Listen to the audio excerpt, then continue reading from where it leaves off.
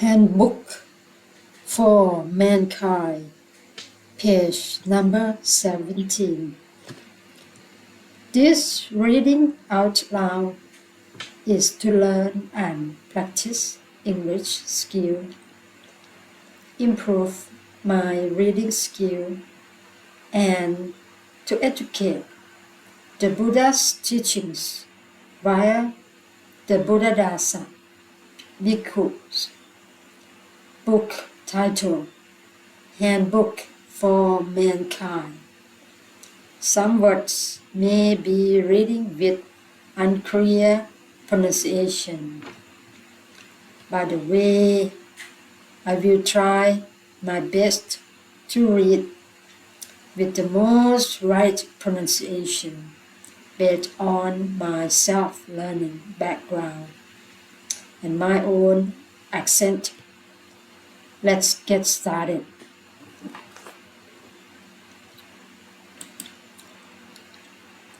Page number 7. Buddha, Dhamma will enrapture a mind that has developed a taste for it. It can be considered an indispensable form of nourishment too.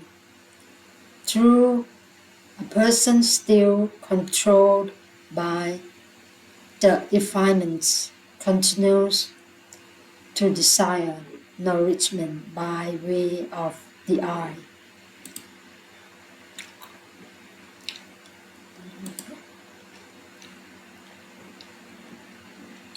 Ear, nose, tongue, and body, and goes in search of it as suits his nature.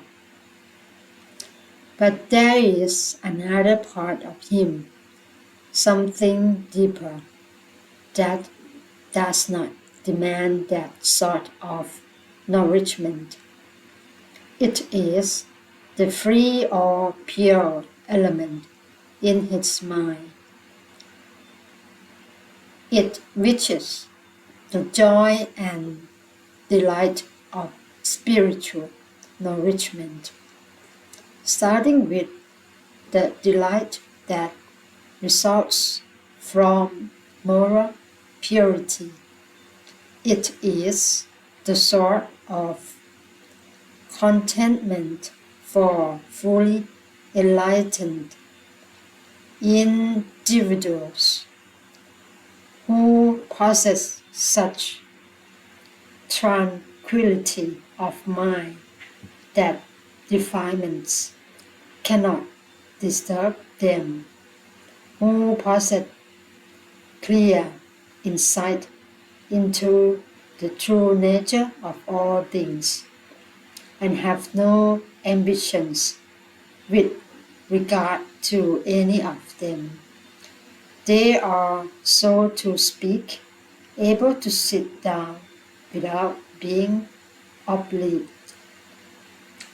to run hither, and you like.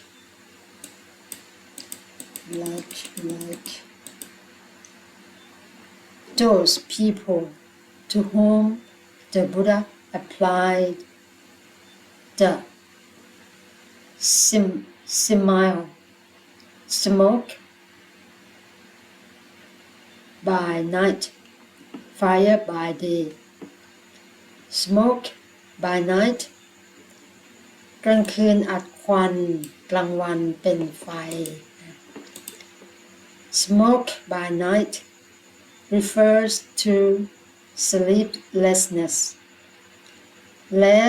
restlessness. A sufferer from this complaint lies all night with hand on brow,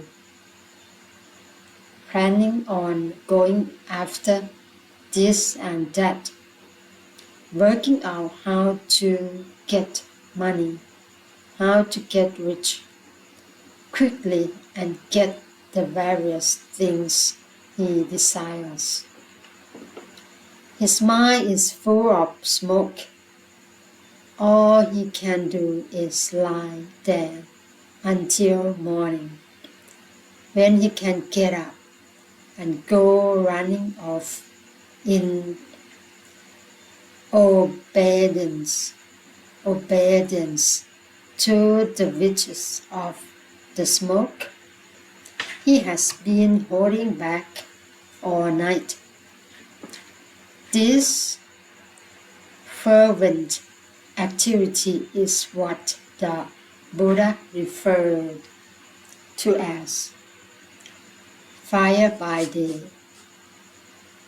กลางวันเป็นไฟ These are the symptoms of a mind that has not achieved tranquility.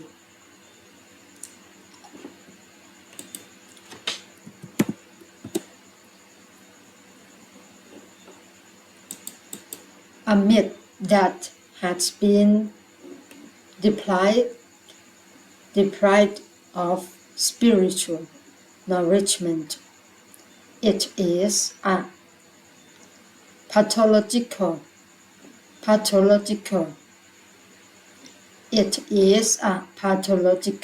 hunger and thirst induced by the defilement called craving. All night long, the victim represses the smoke and heat, which in the morning becomes fire and then blazes hot inside him all day. If a person is obliged throughout his entire life to suppress the smoke by night, which then becomes fire by day, how can he ever find peace and coolness? Just visualize his condition.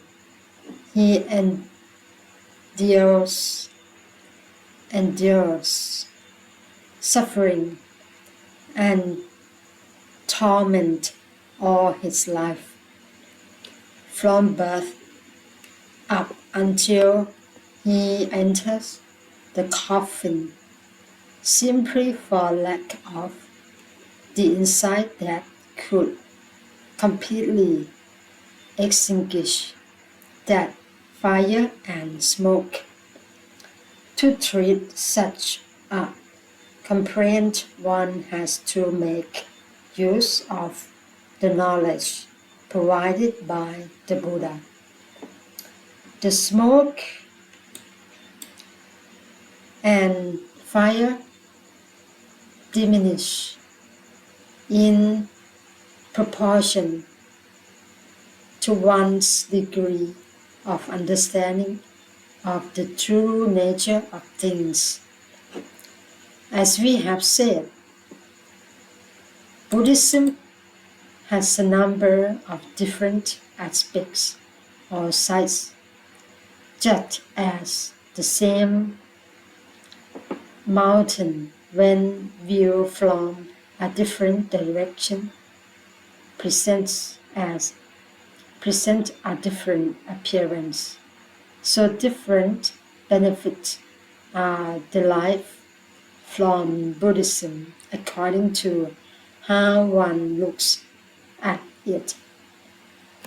Even Buddhism has its origins in fear, not the foolish fear of an ignorant person who kneels and makes obeisance to idols for strange phenomena, but a higher kind of fear, the fear of perhaps never attaining liberation from the oppression of birth, aging, pain, and death, from the various forms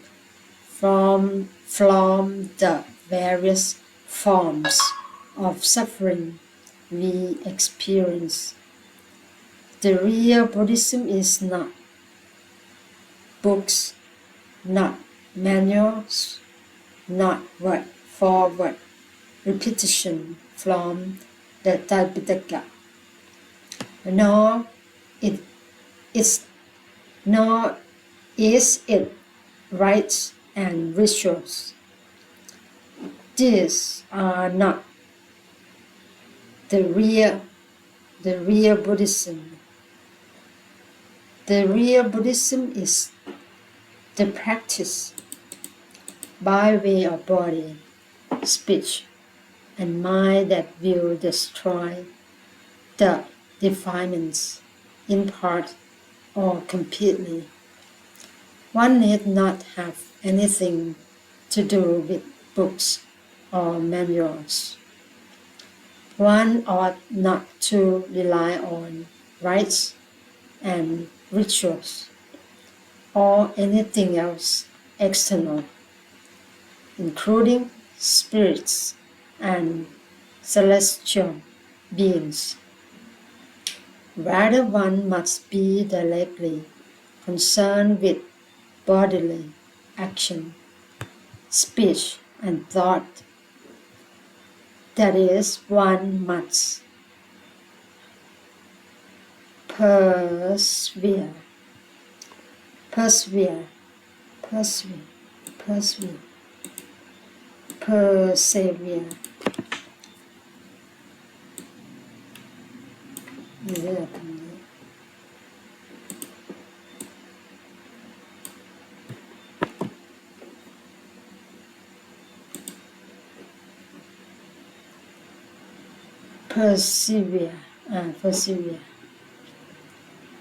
persevere in one's efforts to control and eliminate the defilements so that clear insight can arise. One will then be automatically capable of acting appropriately and will be free of suffering from that moment right up to the end.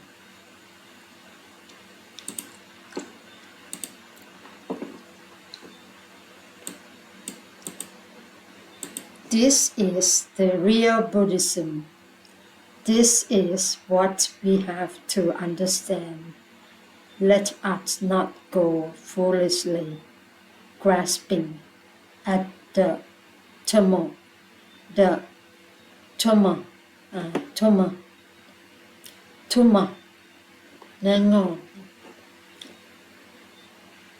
that is obscuring Buddhism, taking it for the real thing.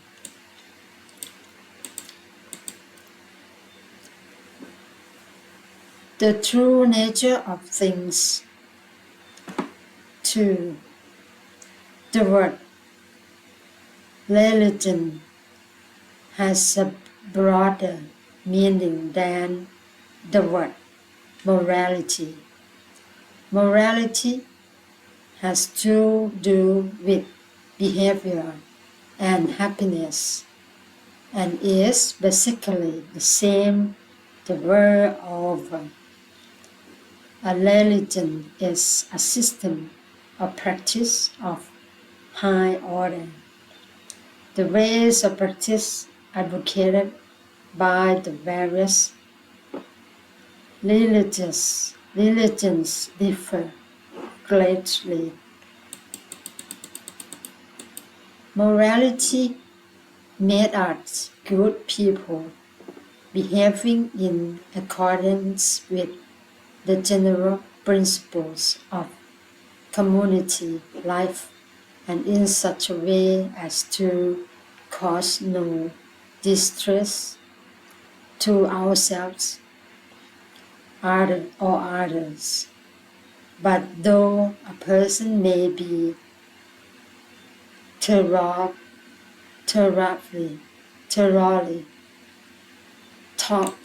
thoroughly, thoroughly, thoroughly, thoroughly, thoroughly, thoroughly moral. He may still be far from free of the suffering attendant on birth, aging, pain, and death, still not free from oppression by the mental defilements. Morality stops well short of the eliminations of craving, aversion, and delusion, so cannot do away with suffering. Religion,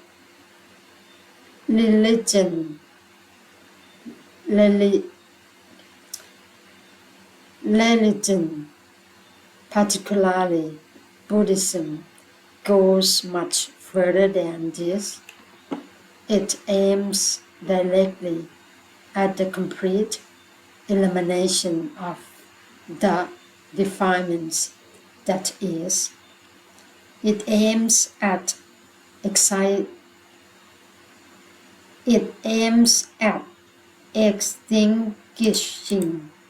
the various kinds of suffering attendant on birth, aging, pain, and death. This indicates how religion differs from mere morality and how much further Buddhism goes than the moral systems of the world in general. Having understood this, we can now turn our attention to Buddhism itself. Buddhism is a system designed to bring a technical knowledge inseparable from its technique of practice and organized, practical understanding of the true nature of things, or what is what. If you keep this definition in mind, you should have no difficulty understanding Buddhism. Examine yourself and see whether or not you know what is what. Even if you know what you are yourself, what life is, what work, duty, livelihood, money, possessions, honor, and fame are, would you dare to claim that you know everything? If we really know what is what, we would never act inappropriately. And if we always acted appropriately, it is a certainty that we would never be subject to suffering. As it is, we are ignorant of the true nature of things, so we behave more or less inappropriately, and suffering results accordingly. Buddhist practice is designed to teach us how things really are. To know this in all clarity is to attain the fruit of the part, perhaps even the final fruit, nirvana, because this very knowledge is what destroys the defilements. When we come to know what is what, or the true nature of things, this enchantment with things takes the place of fascination, and deliverance from suffering comes about automatically at the moment we are practicing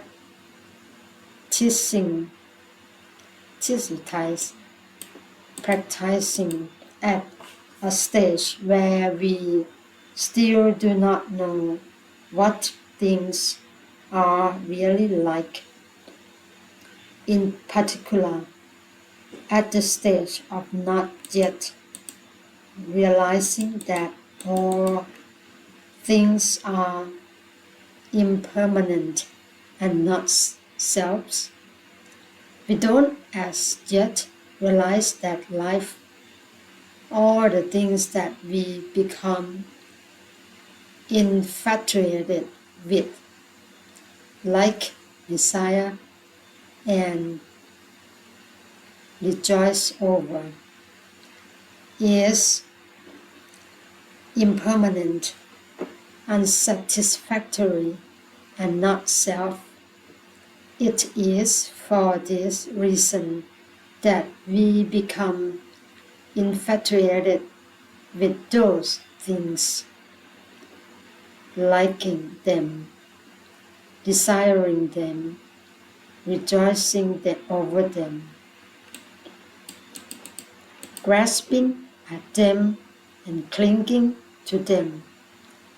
When by following the Buddhist method, we come to know things alike, to see clearly that they are all impermanent, unsatisfactory, and not self, that there is really nothing about things that might make it worth attaching ourselves to them, then there will immediately come about a slipping free from the controlling power of those things. Essentially, the Buddha's teaching, as we have it in the Pitaka, is nothing but the knowledge of what is what, the knowledge of what is what, or the true nature of things, just that. Do keep this definition. It is an adequate one, and it is well to bear it in mind while one is in the course of practicing.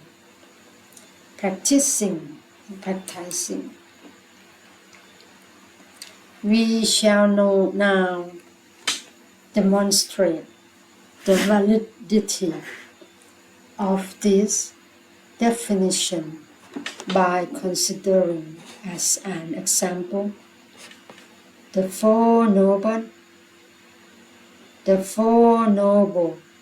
Truths. The first noble truth, which points out that all things are suffering, tells us precisely what things are like.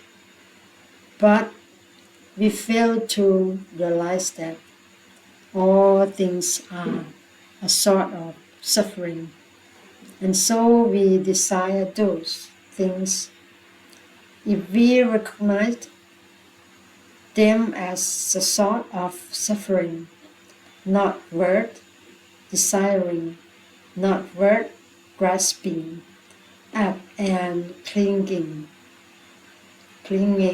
to, not worth attaching ourselves to, we would be sure not to desire them. The second noble truth points out that desire is the cause of suffering. People still don't know, don't see, don't understand that desires are the cause of suffering.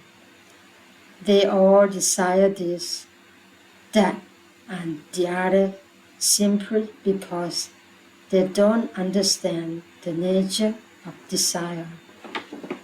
The third noble truth points out that deliverance, freedom from suffering, nirvana, consists in the complete extinguishing of desire.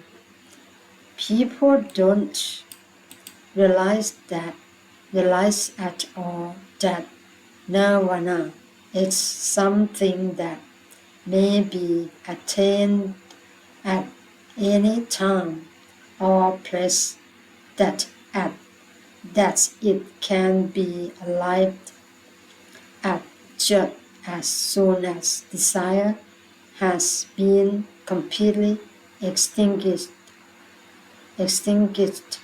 So, not knowing the facts of life, people are not interested in extinguishing desire. They are not interested in nirvana because they don't know what it is. The fourth noble truth is called the path and constitutes the method for extinguishing desire. No one understands it as a method for extinguishing desire. No one is interested in the desire extinguishing noble eightfold part. People don't recognize it as their very point of support, their foothold, something which they ought to be most actively reinforcing. They are not interested in the Buddha's noble part, which happens to be the most excellent and precious things in the entire mass of human knowledge, in this world or any other. This is a most horrifying piece of ignorance. We can see then that the Four Noble Truths are information telling us clearly just what is what. We are told that if we play with desire, it will give rise to suffering, and yet we insist on playing with it until we are brim full of suffering. This is foolishness, not really knowing what it was, not really knowing what is what, or the true nature of things. We act in every way inappropriately. Our actions are appropriate. All too rarely, they are usually appropriate only in terms of the values of people subject to craving. Who would say that if one gets what one wants, the action must have been justified, but spiritually speaking, that action is unjustifiable. Now we shall have a look at a stanza from the text which sums up the essence of Buddhism, namely the words spoken by the Bhikkhu Aja Asati Bhikkhu Asachi, namely the words spoken by the Bhikkhu Asachi, Pra Asachi, when he met Sariputta, Sariputta before the latter's ordination. Sariputta asked to be told the essence of Buddhism in as few words as possible. Asachi answered, all phenomena that arise do so as a result of causes. The perfected one has shown what the causes are, and also how all phenomena may be brought to an end by eliminating those causes.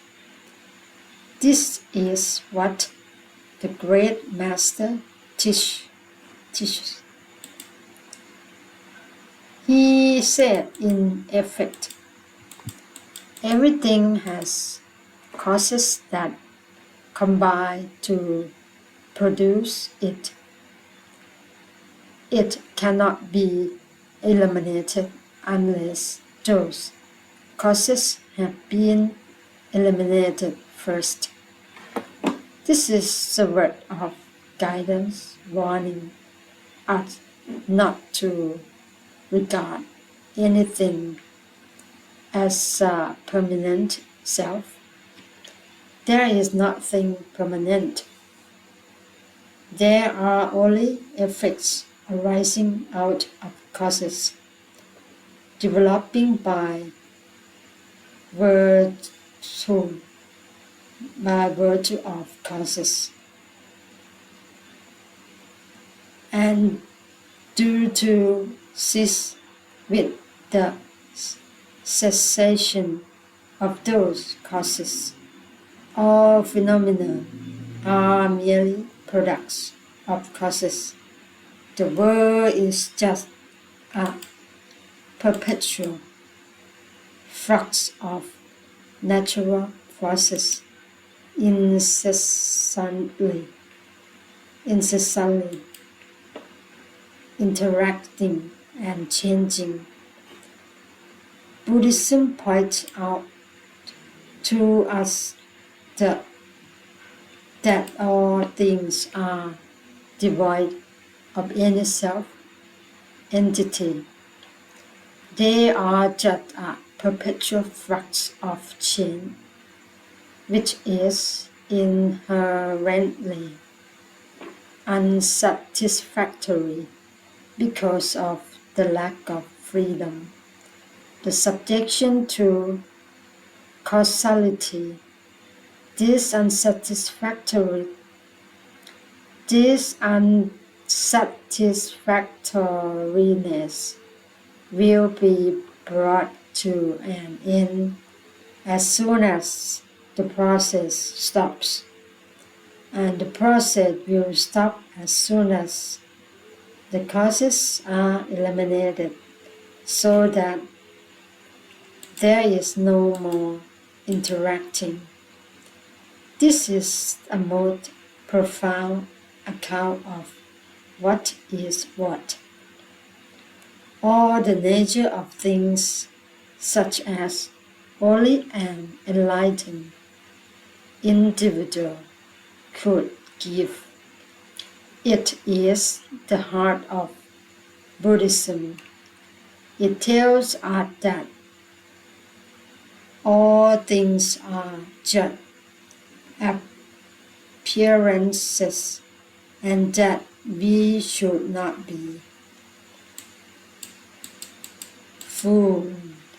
food into liking or disliking them.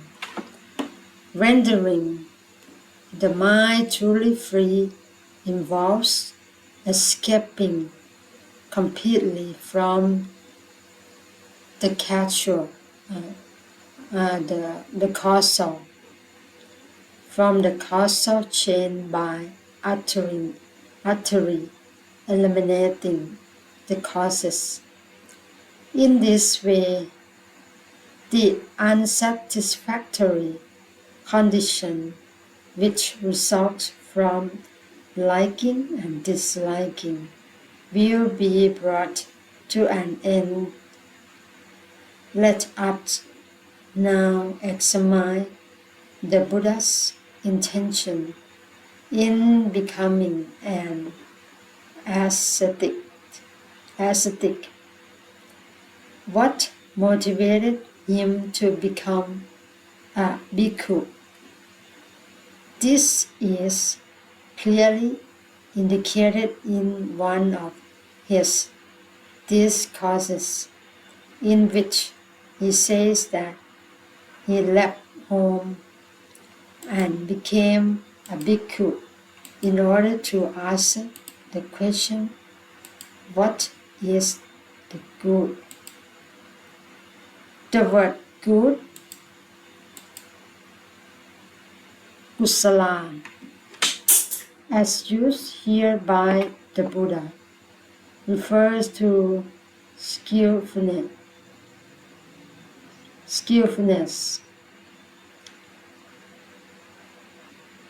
to absolutely right knowledge.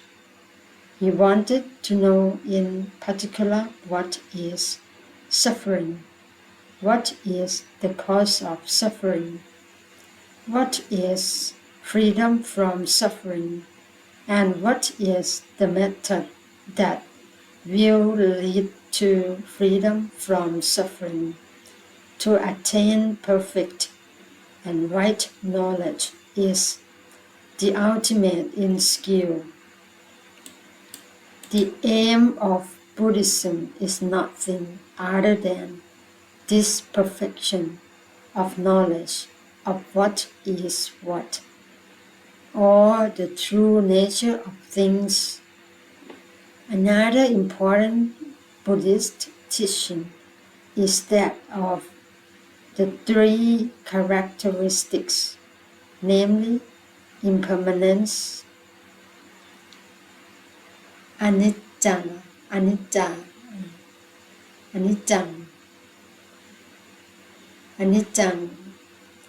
unsatisfactoriness or suffering, dukkha, anicca, dukkha, and non-selfhood, anatta. Not to know this teaching is not to know Buddhism. It points out to us that all things are impermanent, anicca. All things are unsatisfactory, dukkha, and all things are not self, anatta, anicca, dukkha, anatta. In saying that all things are impermanent, we mean that things change perpetually.